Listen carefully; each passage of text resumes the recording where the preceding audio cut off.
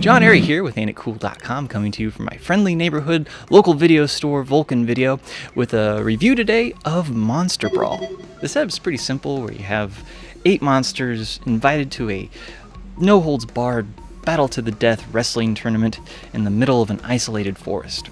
On the plus side here, the monster design is really good, especially considering the budget they're working with.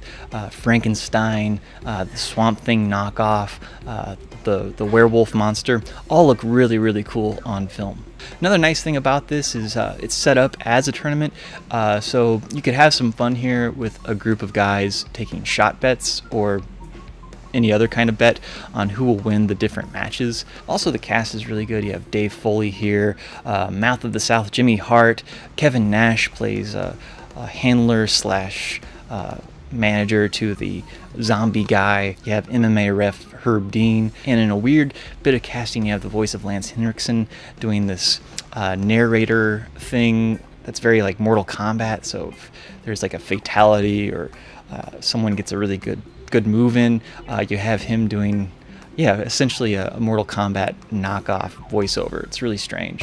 Appalling. Also, like half of the stories behind the monsters are pretty interesting. I could almost see like the story for Swamp Gut, the Swamp Thing knockoff, being spun off into its own movie. So that's pretty cool. But on the downside, the other half of the monster stories are really, really generic and don't really add anything to the proceedings. For instance, you have a very generic female vampire. The witch bitch character, like, she's this witch who lives in a leper colony in present day, but it looks a lot like a colony from like the 1800s, and there's this short person who wants to be her manager. Like, that story didn't really make any sense, and she doesn't have any real powers, so I'm not even sure what she's doing there.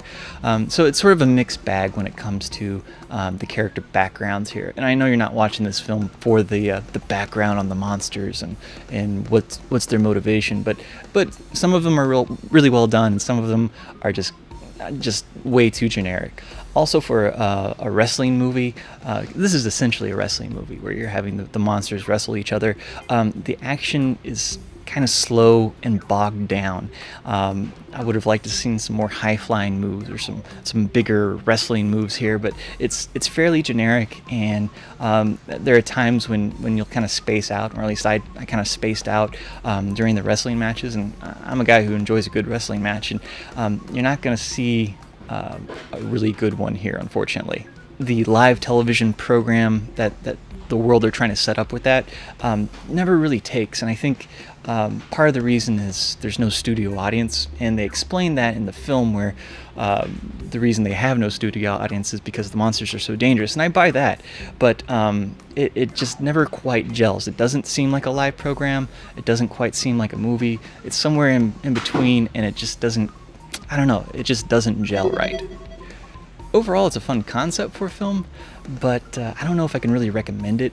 This is a wrestling movie with monsters, and while that sounds cool, if the action doesn't live up to the hype of the concept, the movie doesn't quite work, and that's the case here.